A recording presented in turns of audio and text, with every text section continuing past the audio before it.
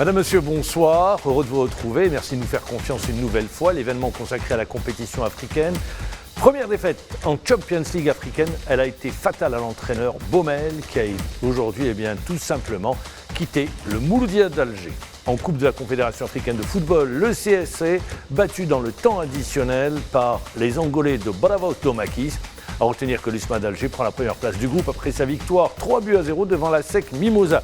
De haut et débat avec un nouveau directeur technique national. C'était dans l'air, c'est Ali Moussal. Il nous vient de France, de la région parisienne. On aura avec nous à partir de Paris, Nasser Senjab. Et puis le tirage au sort de la Coupe d'Algérie. Le CRB et le Mouloudia d'Alger, peut-être qu'on les retrouvera, cette affiche qui était la finale de la dernière coupe en 16e de finale. Et la question du jour, est-ce que l'attribution de la Coupe du monde de football est une attribution qui est complètement verrouillée, opaque? On tentera de répondre à cette question.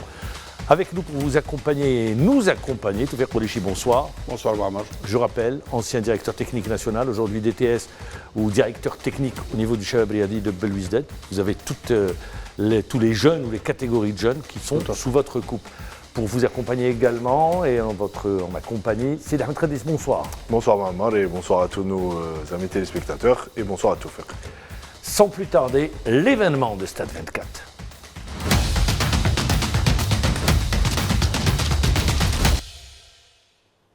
L'événement consacré à la Champions League africaine, aux compétitions africaines. Tout d'abord, la Champions League, la plus prestigieuse, avec le Mouloudia d'Alger qui affrontait cette équipe de l'Hilal Omdurman. L'Hilal Omdurman qui, je le rappelle, joue en Mauritanie du fait de la situation au Soudan. Le Mouloudia d'Alger se devait de gagner pour prendre la première place du groupe, mais voilà que le Mouloudia d'Alger a été battu. Compte rendu, c'est Ahmed Khadis. Dans une enceinte du 5 juillet fantomatique en raison du huis clos, le Mouloudia d'Alger a perdu son match comptant pour la 3e journée de la Ligue des champions africaine. Un résultat décevant, compte tenu de l'énorme opportunité que les hommes de Baumel viennent de gaspiller.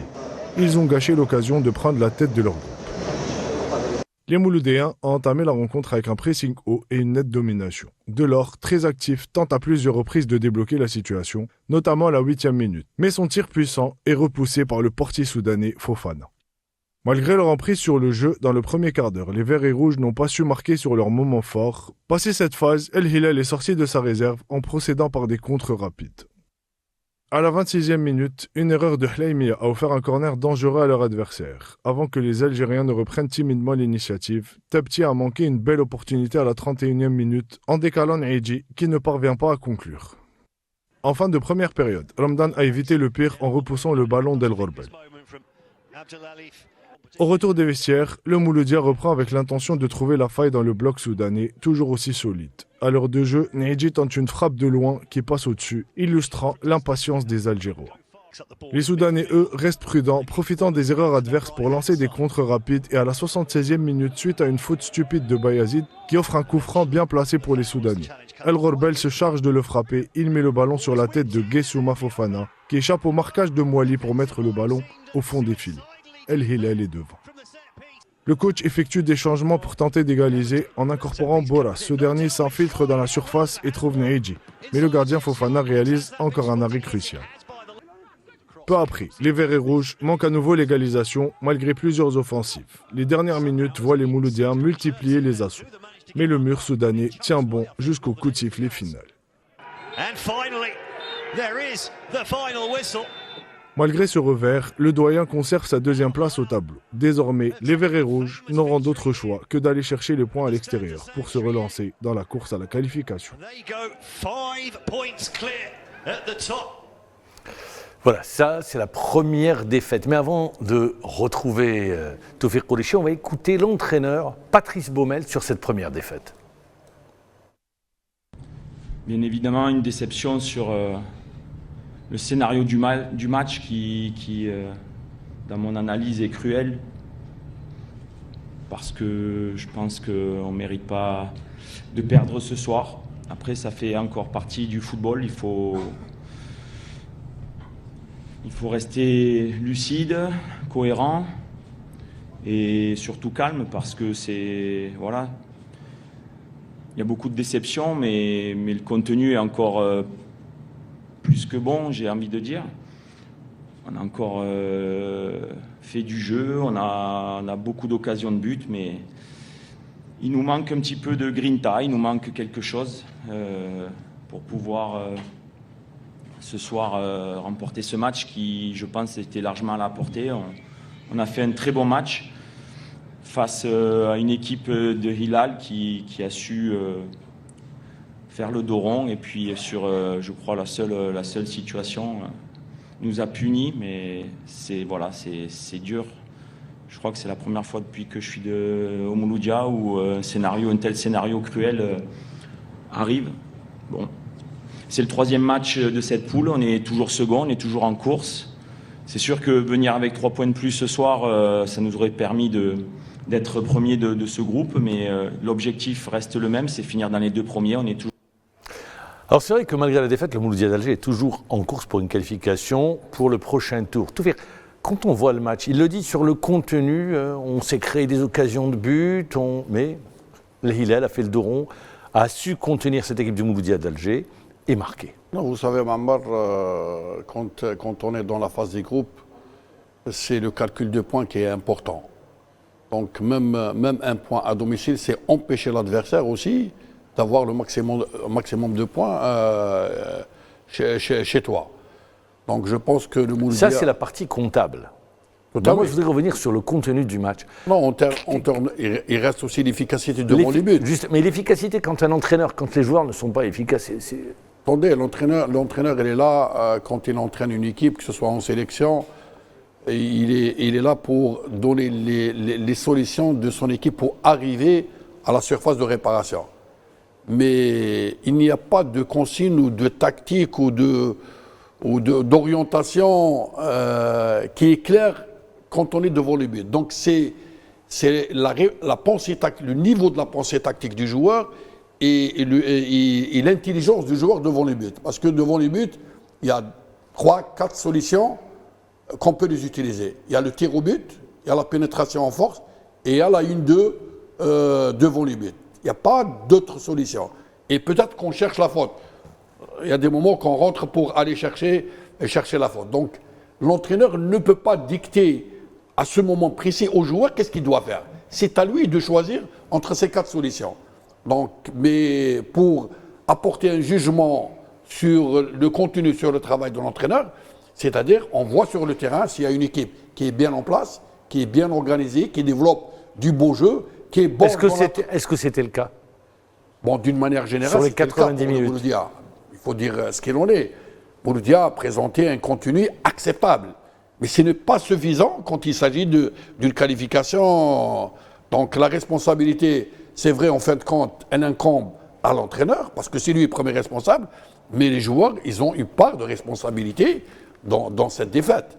Donc l'entraîneur ne peut pas aller jouer à la place des joueurs. Et ce n'est pas lui qui va dicter en une fraction de seconde au joueur qu'est-ce qu'il doit faire quand il est en position de balle dans les 20 mètres de l'équipe adverse. Très bien.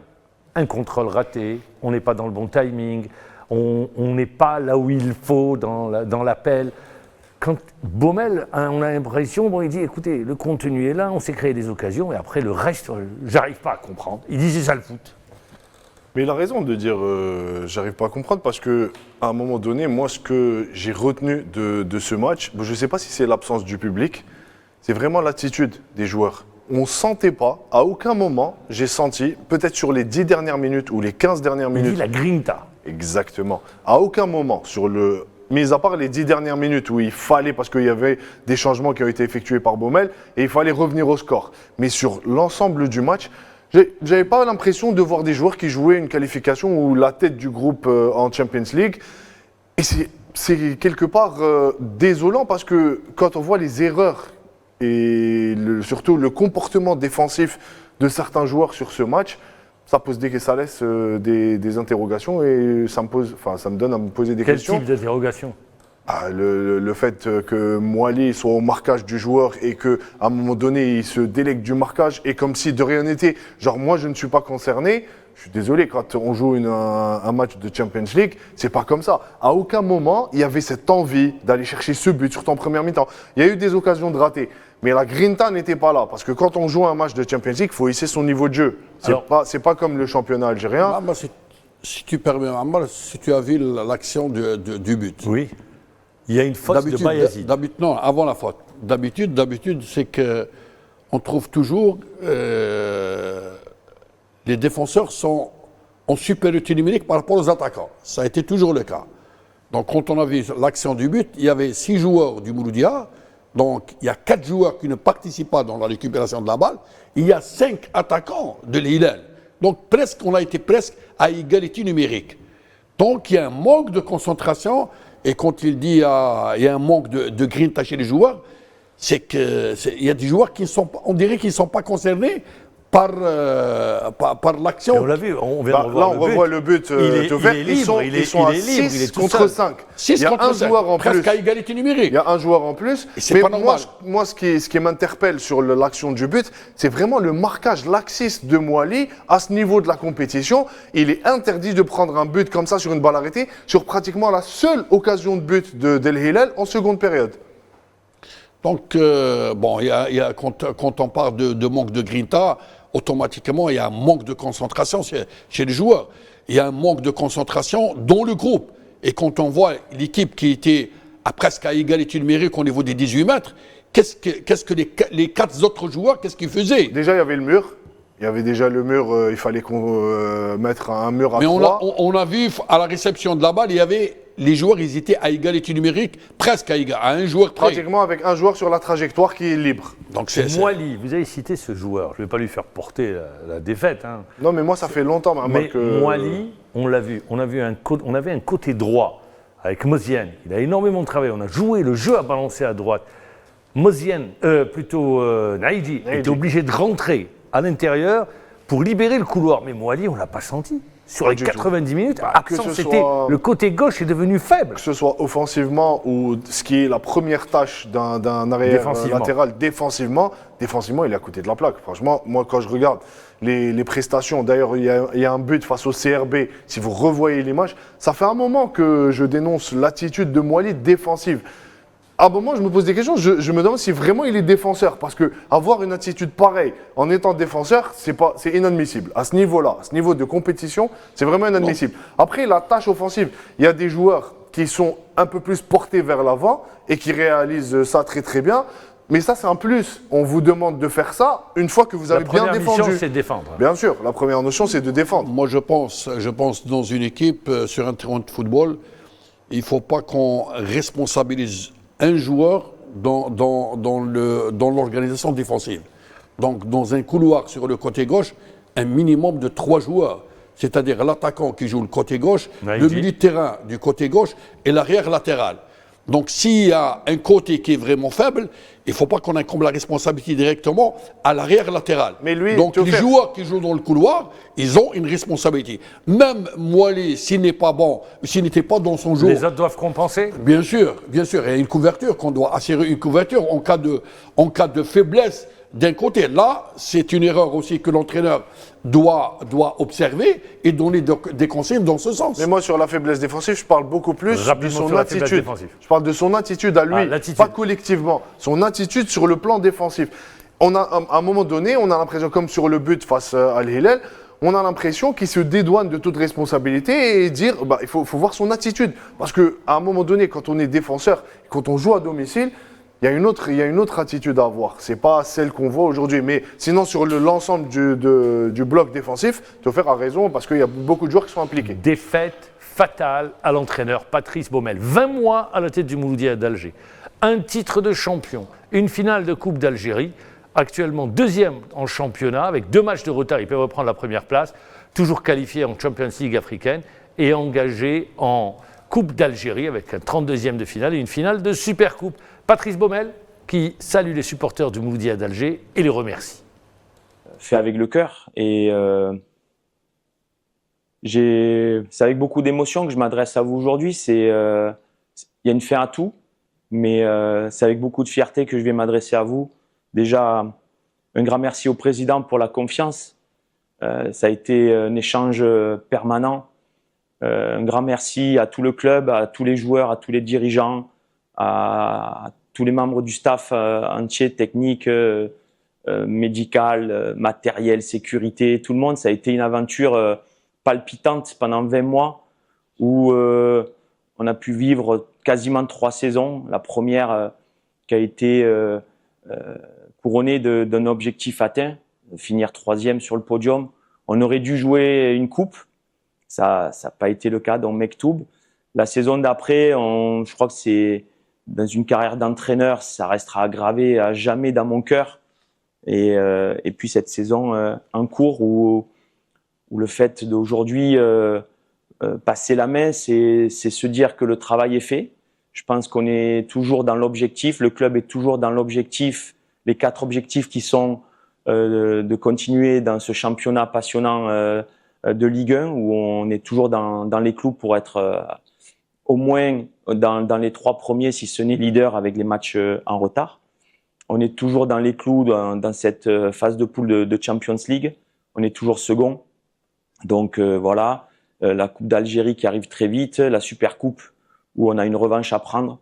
Je dis on parce que je me sens à vie membre du Mouloudia. En tout cas, sachez que tout ce que j'ai pu faire, les bonnes choses ou des fois les erreurs, je les fais avec le cœur, de manière authentique. Un grand merci à tous. Au nom de mon staff technique qui me suit aujourd'hui, merci pour cette aventure de fou qu'on a vécu ensemble avec les supporters qui sont extrêmes dans l'amour comme des fois dans la frustration. Mais en tout cas, un grand merci à l'Algérie, au Mouloudia Club d'Alger, encore une fois au président, à Djedjem qui est un frère à vie. Et merci à tous les joueurs. Merci, voilà, j'ai pas plus à dire, si ce n'est le sentiment du travail accompli, laisser un héritage, laisser quelque chose, c'est pas partir en laissant le chaos. Je pense que la machine est en route, il faut continuer l'histoire, il faut continuer l'aventure. Vive le Mouloudia, vive l'Algérie et je vous souhaite le meilleur. Il souhaite le meilleur au Mouloudia d'Alger, l'entraîneur Patrice Baumel. On le disait sur cette antenne la semaine dernière, Patrice Baumel, soutenu par son président, Patrice Baumel qui est encore dans les objectifs fixés par le club, une défaite lui a été fatale. C'est la rue qui a eu gain de cause ? Vous savez très bien que la rue joue un très grand rôle en termes de pression sur les responsables des différents clubs. Ça, on ne peut pas le nier. Vous dites que le président n'a pas pu être cette digue, ce barrage face à la pression extérieure ? C'est pas facile de faire barrage à... Oui, mais est-ce que c'est le bon moment ? Est-ce que c'est le bon moment ? Non, je pense que ce n'est pas le bon moment, parce que maintenant, le Mouloudia est toujours en course, que ce soit à la Ligue des Champions et aussi dans le championnat national, ils sont à 3 matchs ou 4 matchs de retard. 2 matchs. 2 matchs de retard. 2 matchs à 1 point du CSI. Donc ils sont toujours en course, ils sont dans le... Ils défendent leur titre. Tout à fait.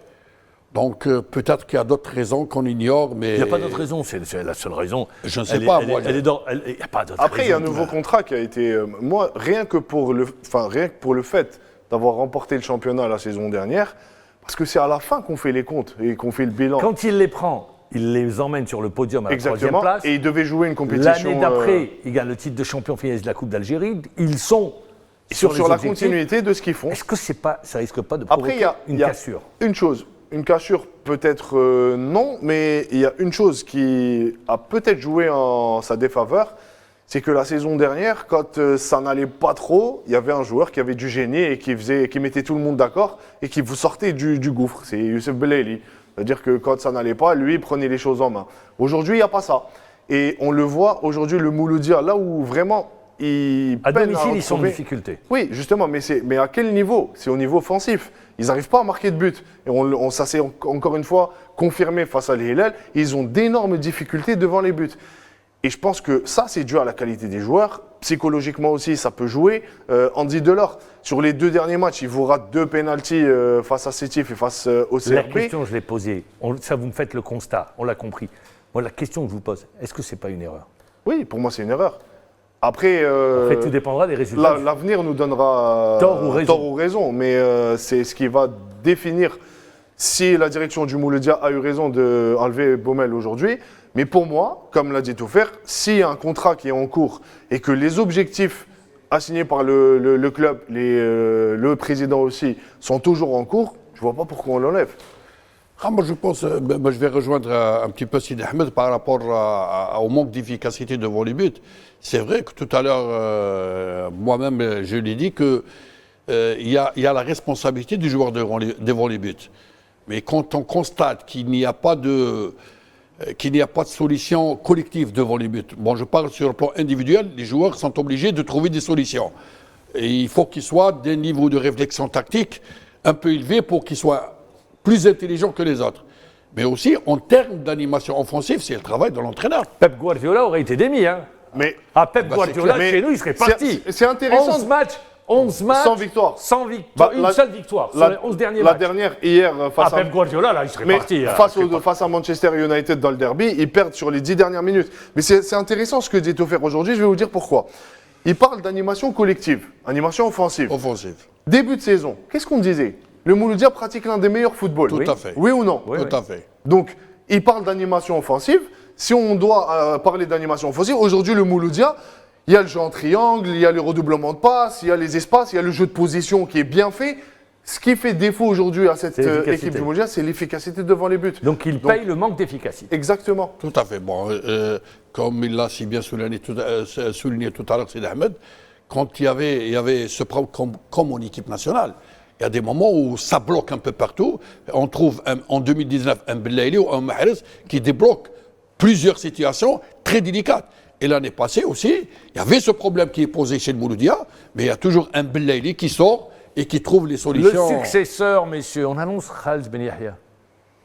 Est-ce que je dois prendre... On fait du recyclage. Est-ce que nous devons prendre cette information au sérieux? Parce que moi, franchement, Khaled ne laisse pas un souvenir impérissable. Non, mais même pas. Moi, si vraiment il y a cette piste Ben Yahya qui est confirmée, ça voudra dire qu'on fait du grand n'importe quoi au Mouloudia aujourd'hui et c'est du recyclage.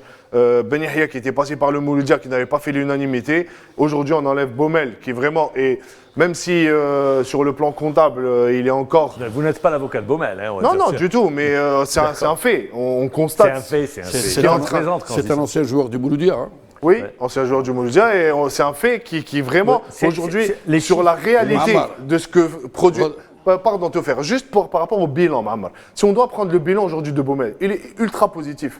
Donc, moi, je pense que s'il y a Ben Yahya qui revient, c'est que vraiment, il n'y a aucune méthodologie, aucune étude de la part des dirigeants du Mouloudia. Dans une situation, puisque nous sommes en train de parler de la relève de Baumel, dans des situations comme celle-ci... On fait un appel à un coach national? Non.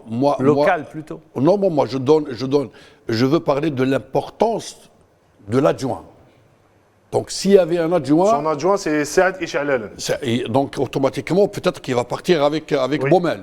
Il suit Baumel. Et c'est pour ça que les clubs, quand on ramène des entraîneurs et qu'on sait que de moment à l'autre, on risque de les limoger, donc le choix, à mon avis, le choix du premier ou du second adjoint, il doit être choisi par le club. Parce qu'en cas, il doit assurer l'intérim et d'une manière très efficace. Parce qu'il faut toujours imaginer que du jour au lendemain, que cet entraîneur peut tomber malade à la veille d'un match très important. Donc il faut quelqu'un qui soit sur le banc de touche, qui est capable de gérer les vestiaires et de gérer aussi le Vous qui avez les chiffres sur la dernière promo CAF A, c'est ça, CAF Pro A? CAF Pro. Non, il y a CAF A, il y a CAF Pro. Moi, je me perds dans l'alphabet des diplômes. Non, il n'y a pas de CAF A Pro, il y a le CAF Pro. CAF Pro. Il y a le CAF A, après il y a le CAF Pro. Mais je le sais, je fais exprès, c'est tout. C'est pour vous emmener parce que l'alphabet des diplômes, c'est une promo de combien?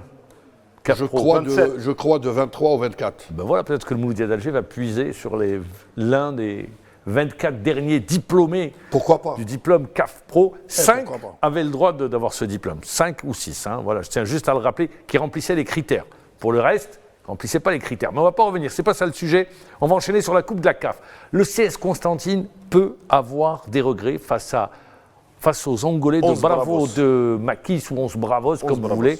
7e au classement, mené 2-0 en première mi-temps, ils reviennent à 2 buts partout, il faut une superbe deuxième mi-temps, et puis dans le temps additionnel, il y a un joueur qui s'appelle Célio, qui rentre, mauvais renvoi de la défense, un moment de déconcentration, ça nous donne 3-2, il peut avoir des regrets sur ce match, on va écouter Khaled El Madoui. Oui, c'est vrai, en plus en première mi-temps, c'est ça qui nous a fait mal un petit peu, c'est notre début de match, on a très mal commencer le match. Na primeira parte começamos muito mal o jogo. Et puis on encaisse 2 buts de suite. Depois apanhamos 2 gols de seguida. Ça nous a fait très très mal au départ. Fez muito mal. Puis voilà, on a essayé avec des attaques placées où on a essayé de trouver un petit peu la largeur et la profondeur de l'équipe de Bravos. E tentamos com todo o nosso ataque encontrar a largura e a profundeza da equipa de Bravos. Mais on n'a pas trouvé grand chose, on n'a pas fait beaucoup de choses, il n'y avait pas beaucoup d'occasions de but. Mas não fizemos muita coisa, não tivemos muita oportunidade de gol. Et puis en deuxième temps, on a fait des changements et on a changé un peu le système de jeu. No segundo tempo fizemos algumas trocas e mudamos a tática do jogo. Et puis voilà, on a donné une impression meilleure, on a gardé le ballon, on a eu beaucoup d'occasions, on a créé beaucoup d'occasions de but. E temos uma impressão melhor e criamos muita chance de gol. Et on a eu pratiquement toute la possession du ballon pendant toutes les 40 minutes. Et puis on a marqué les 2 buts. No segundo tempo tivemos praticamente toda a possessão de bola depois de marcar os 2 golos. Oui, une mauvaise concentration, je veux dire, à la fin, un mauvais positionnement de notre ligne défensive a permis à Bravos de marquer le but. Eh bien voilà, ça c'est sur l'analyse de Khaled Modou. Il fait un super coaching en deuxième mi-temps, puisque dès l'entame de la seconde mi-temps, il fait 2 changements de suite, et on a vu une seule équipe sur le terrain, une équipe du CSC qui est en train de donner même malgré la défaite. Mais le contenu du match, sur la deuxième mi-temps, ils peuvent se reposer également sur cette deuxième mi-temps. Bon, ils sont toujours... Ils sont en vie, hein, je rappelle, ils ont 6 points. Ils sont tous à 6 points, enfin 3 clubs à 6 points. Simba, Ils ont le meilleur goal average aussi. Ils ont le meilleur goal average. Ils sont premiers. Bon, le CSC, cette saison, ils ont bien débuté, même au niveau de notre championnat. Donc, ils sont en train de... Ils ont 2 joueurs, Ben produire. Cheira, Dib, le capitaine d'équipe, qui font vraiment... C'est vrai que c'est des joueurs... Dans la continuité. Ils sortent du lot. Mais il y a un collectif. Moi, j'ai vu à plusieurs reprises le CSC. Donc, je pense qu'ils sont en train de produire du beau jeu, du début jusqu'à la fin des matchs, que ce soit en championnat, même dans cette compétition. Je dis malgré la défaite, hein, ça a été dans le contenu, ça a été un bon match. C'est une équipe qui a du caractère.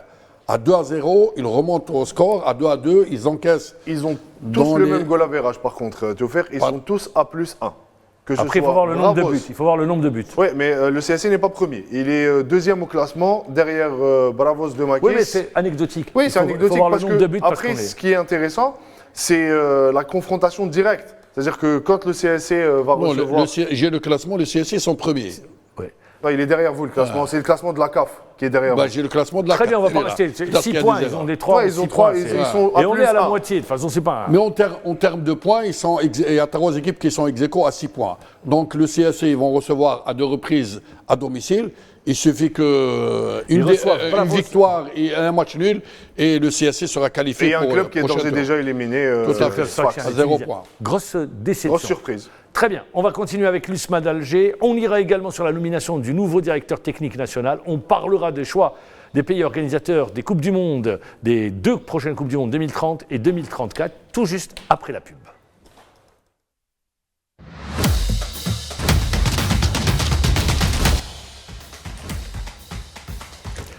Le CS Constantine, on le disait, qui, bien que battu, reste à la première place et partage cette première place avec Simba et son adversaire du jour, Bravos de Makis, mais le CSC qui n'a pas démérité, bien que battu dans le temps additionnel.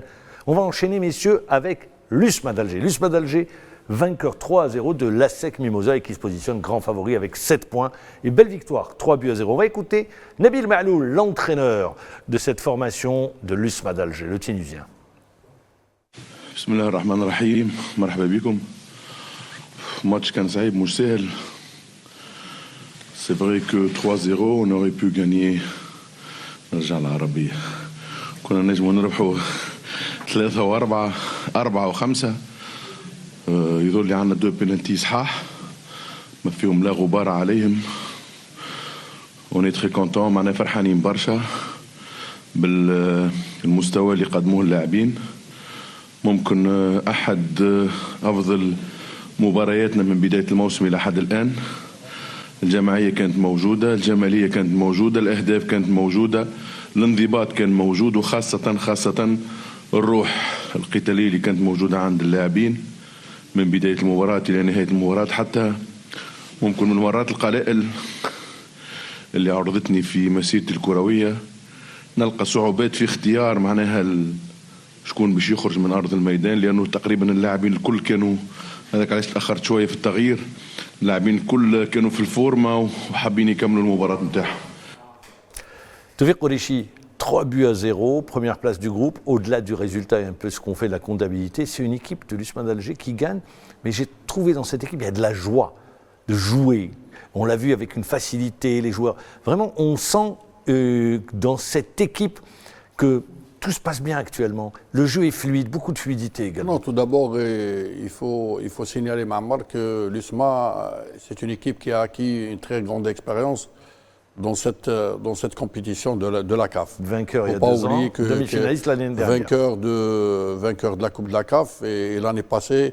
demi-finaliste. Injustement éliminé. Demi-finale éliminé et vous connaissez les circonstances de l'élimination de l'USMA. Donc hier, moi j'ai compté à 5 ou 6 joueurs qui ont déjà participé à la finale mais au-delà, de la CAF. Non, il y a l'expérience aussi des joueurs, il y a cette confiance. Mais... Donc ils commencent à connaître un peu leur valeur et comparer un petit peu leur valeur par rapport à d'autres équipes. Donc ils connaissent ce type de compétition. Et puis il faut pas le cacher, l'USMA, durant cette compétition, sont en train de produire du beau jeu et beaucoup d'efficacité dans leur jeu aussi. C'est ce qui a fait que l'USMA maintenant, ils sont premiers. Et qu'ils aient passé 3 buts à leur adversaire du jour. Tout à fait. Donc ils ont fait un très grand pas vers la qualification au quart de finale. Ballottage favorable. La joie de jouer du côté de l'USMA. C'est ce qui ressort, moi, c'est plaisante. Qui ressort. Une équipe plaisante à regarder. Et on sent que la mayonnaise commence à prendre depuis le début de la saison. Il y a des joueurs qui sont revenus en forme. Je pense à Belkacemi qui est au meilleur de son auteur d'un doublé. Surtout, oui. Oui, il est vraiment revenu à son meilleur niveau. Et quand on voit l'ensemble des joueurs, comme l'a si bien dit Nabil Maaloul en conférence de presse, il avait du mal à faire sortir un joueur. C'était un casse-tête pour lui. C'était un casse-tête parce que tout le monde était bon sur ce match-là. Et il y a une joie de jouer. Il y a une sérieuse symbiose entre les joueurs sur le terrain. Et c'est ce qui fait que ça se traduit par un magnifique résultat. Ils sont leaders, j'espère qu'ils continueront comme ça. Et ça nous fera 2 clubs qualifiés en Coupe de la CAF. Il y a une pause pour les compétitions africaines. Un seul club sera engagé le 22 de ce mois, c'est le Chabriani de Belouizdad. Parce qu'il y a un match Il y a un match retard, je rappelle, elle est jouée contre Pachoukas. Et s'est fait éliminer. Ils ont été battus au penalty, ils auront en finale le Real. Et le CRB jouera le 22 contre l'Ahli. Le CRB se doit d'aller chercher au moins 1 point. En terre égyptienne. Tout à fait, on est condamné le CRB est condamné à ramener au moins 1 point pour garder ses chances intactes pour se qualifier. Et je pense... Ce que je rappelle dans le groupe du CRB, Stade d'Abidjan et Orlando ont fait match nul, un but partout. Et au vu de la valeur du joueur, valeur intrinsèque, valeur individuelle des joueurs, je pense...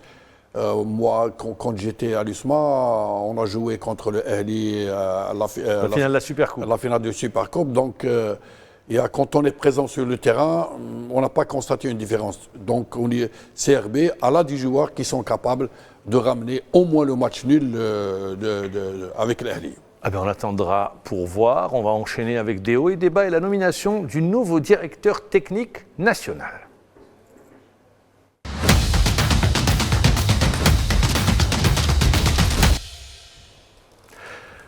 La Fédération algérienne de football, c'était dans l'air. L'ex-directeur technique national ne faisait plus l'unanimité, manque de projet, manque d'imagination, impossibilité à tirer vers le haut un projet technique. Il a été démis de ses fonctions à l'issue de la dernière réunion du bureau fédéral.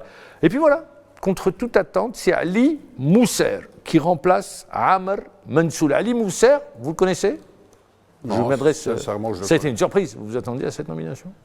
Ben, une surprise, non. Des fois. Non, sur le nom, ne me dites pas non. Sur le nom, oui. Mais bien sûr, si vous me dites. C'est une surprise. Mais il y a des moments, il y a des noms qu'on ne connaît pas. Il y a des gens qui travaillent un peu dans l'ombre. Ils sont capables. Ils nous viennent de la région parisienne, la plus pourvoyeuse. Tout à fait. De joueurs. C'est un vivier. Hein. L'Île-de-France, c'est vraiment un vivier. C'est la région qui enveloppe le plus grand nombre d'adhérents. Très bien. En termes de joueurs. En termes de joueurs. Mais vous savez très bien, M. Mammar, que le plus grand travail au niveau de la formation des joueurs, il se fait au niveau des clubs. Et non pas au niveau de la Ligue régionale, au niveau de la fédération. Mais au niveau de cette Ligue régionale, je ne sais pas comment on peut l'appeler, la Ligue régionale de Paris. Il faut dire qu'elle produit en termes de talent et qu'elle alimente le football français. On ne le connaît pas. Avec nous, une vieille connaissance par contre, Nasser Senjar. Bonsoir Nasser. Bonsoir Amar, bonsoir à tous les personnes qui sont sur le plateau. Mais une vieille connaissance, Amar, ça fait longtemps maintenant. Hein. Ça fait bien longtemps, c'est vraiment un plaisir de vous retrouver. Alors, ouais, bien, moi aussi. Merci. Nasser Sanjar, une question. En Algérie, on ne le connaît pas, Ali Mousser. Je rappelle qu'il travaille dans une ligue qui est dirigée par votre frère. Qu'est-ce que vous pouvez nous dire? Est-ce que tout d'abord, vous le saviez ou c'était dans l'air du côté, sa nomination était dans l'air, vous le saviez? Plus ou moins, mais bon, je ne suis pas rentré dans les tractations et dans ce qui s'est entrepris entre le président de la fédération et Ali Mousser. Mais bon, j'avais eu des écoutes, j'avais eu des mots. Alors, plus que ça. Ali Mousser, c'est quel profil? Bah écoutez, vous avez décroché la timbale. Hein.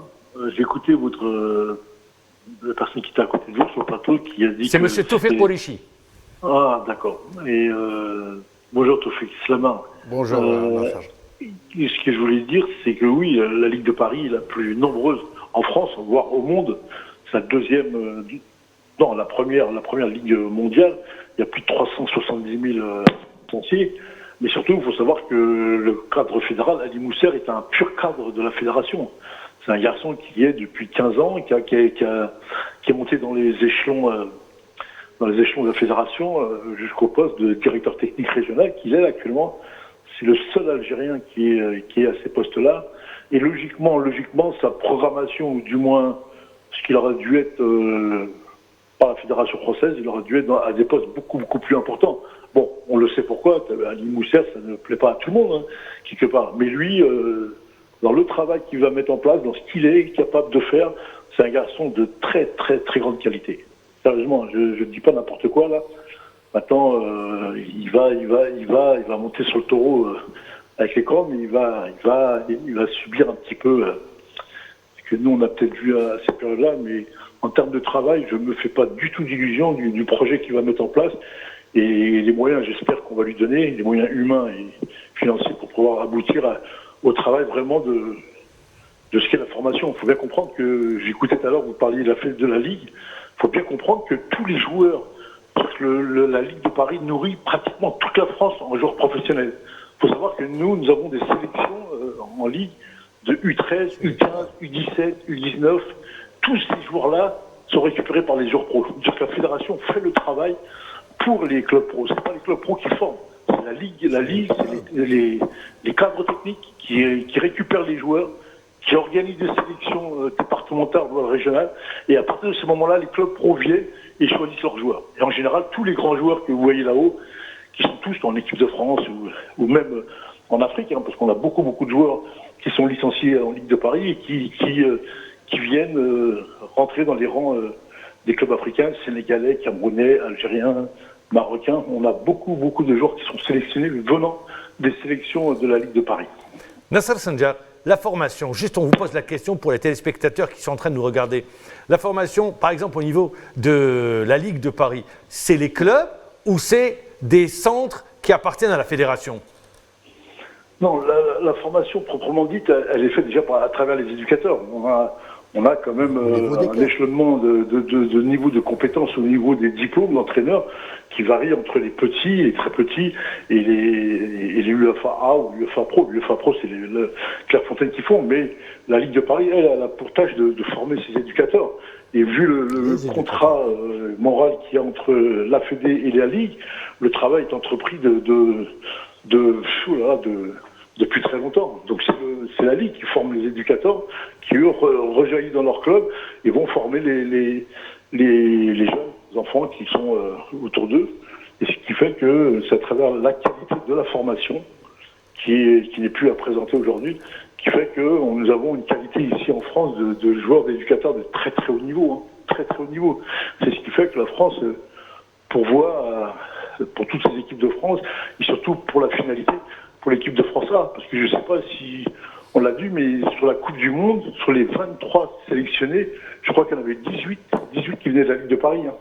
Très bien. Alors Ali Mousser, sûrement qu'il a dû se renseigner, qu'il a dû prendre attache avec également l'environnement du football national. Il arrive sur un terrain qui lui est un peu inconnu. C'est comme vous en 2000 quand vous êtes arrivé. Un petit peu, parce que moi en 2000, je connaissais quand même l'Algérie. Je connaissais quand même, Non, vous connaissiez l'Algérie, mais pas le monde du foot. Vous n'étiez pas impliqué complètement dans le monde du foot. C'est vrai. On ne va pas renier ça, oui, tout à fait.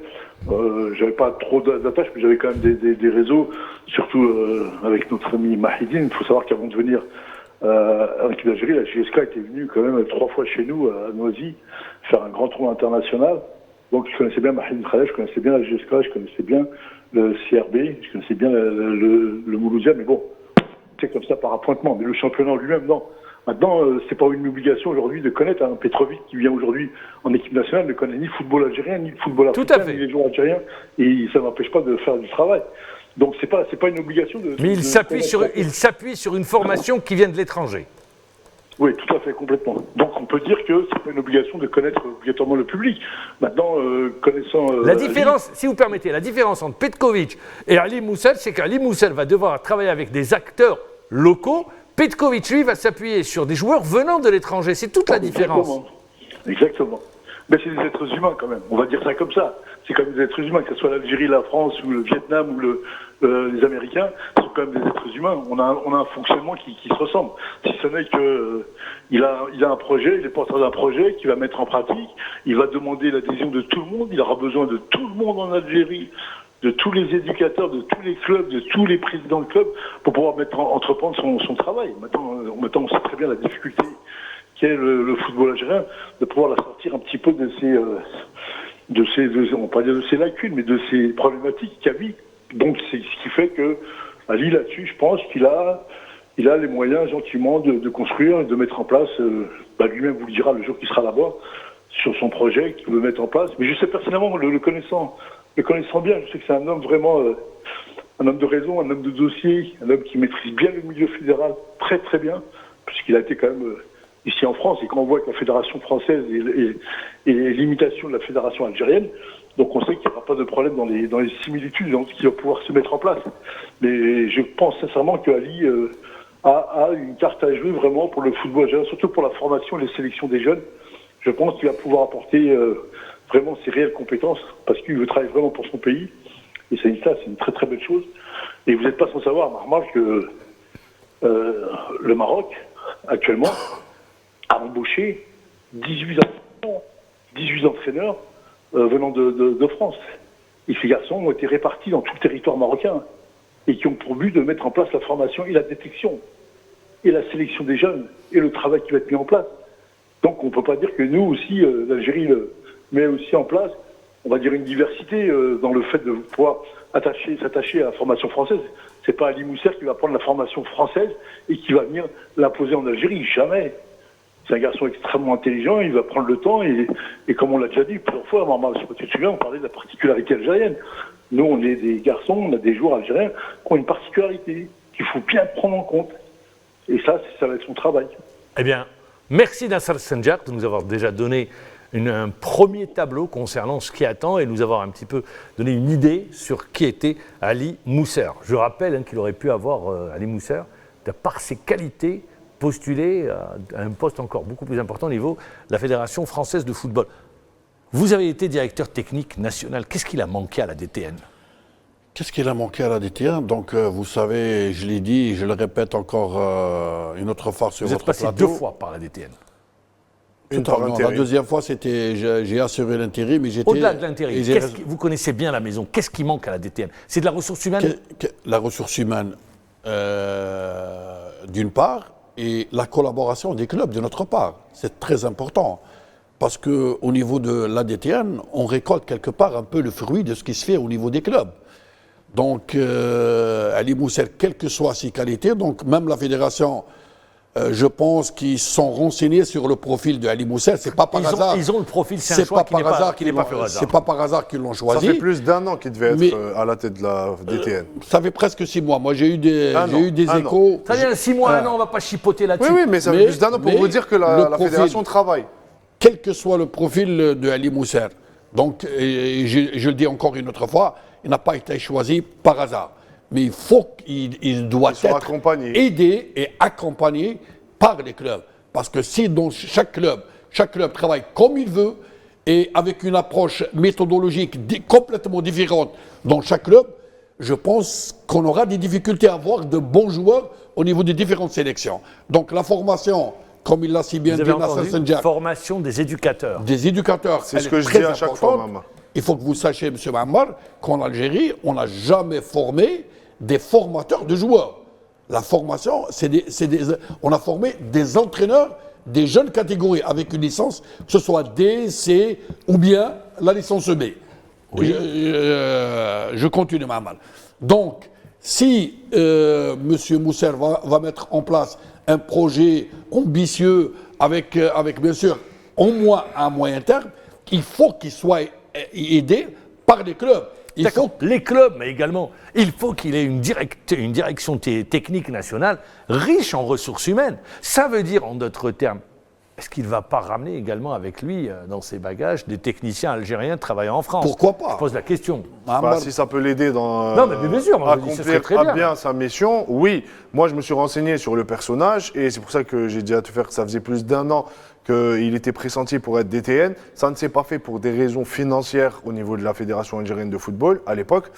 Et aujourd'hui, je pense que c'est quelqu'un qui est... Parce que vous savez, vous avez beau avoir des compétences, pour travailler à la Fédération française de football, il faut vraiment être quelqu'un qui a des idées, qui a des projets à mettre en place. C'est ce qu'il a fait au niveau de la région de l'Île-de-France. Il est à l'origine de beaucoup de formations d'entraîneurs, surtout comme le disait Toufer. Les éducateurs, c'est très important, je ne cesse de le dire, même au niveau des clubs. Il y a des tranches d'âge qui sont très importantes. Il faudrait mettre des éducateurs sportifs qui puissent avoir, qu'ils aient des diplômes et qu'ils aient fait des formations adéquates pour pouvoir prendre en charge des catégories de U12, U13, U14 et U15. C'est très important pour la préformation. Et ensuite, on verra ce qu'il va apporter. Moi, ce que je voudrais juste ajouter par rapport à ce qu'a dit Toufer, c'est que Ali Mousser arrive dans un terrain qu'il ne connaît pas. C'est ça. Et c'est une feuille blanche qui doit s'ouvrir parce que Mammar, on a toujours été absent sur le continent en termes de catégorie jeune en équipe nationale. Feuille blanche, moi, il ne connaît pas le terrain. La responsabilité, moi je l'incombe beaucoup plus au club. Parce qu'au niveau des sélections nationales, on prend les meilleurs et on va faire des stages de 4-5 jours. Moi, j'ai jamais senti, je n'ai senti une DTN portant un projet fort, impliquant tout le monde, obligeant tout le monde. C'est toujours non, on laisse les clubs, non, les clubs font. Non, la fédération, à travers sa DTN, doit imposer. Mais je vais vous dire une chose, Mammar. Oui. Ça, je ne l'ai jamais senti. Jusqu'à ce jour. Oui, jusqu'à ce jour. Jusqu'à ce jour, la DTN n'a pas un pouvoir technique sur les clubs. Chaque club travaille comme il veut. La fédération peut le faire, peut imposer. Mais peut le faire, oui. Ça fait des années que je le dis. Non, la fédération peut le faire. Mais comment? Avec des mécanismes d'encouragement ou de motivation.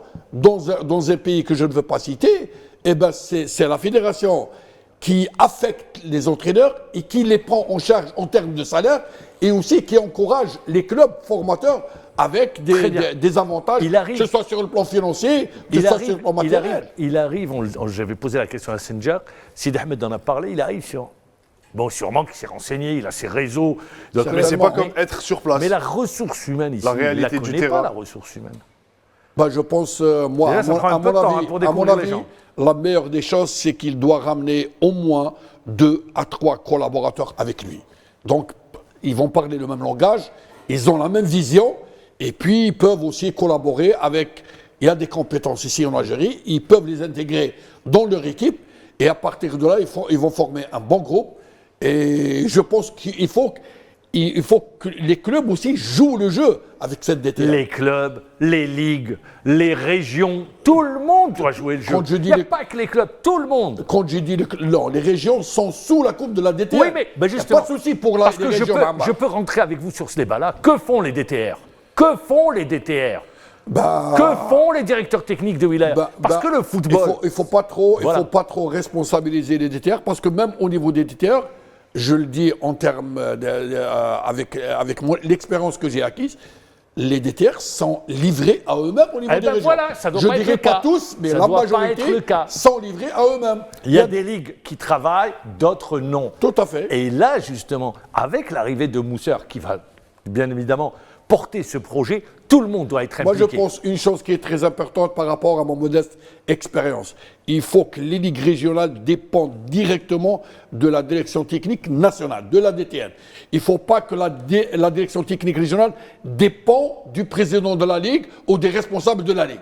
Il faut qu'elle est sous l'autorité, surtout sur le plan technique, sous l'autorité de la DTN.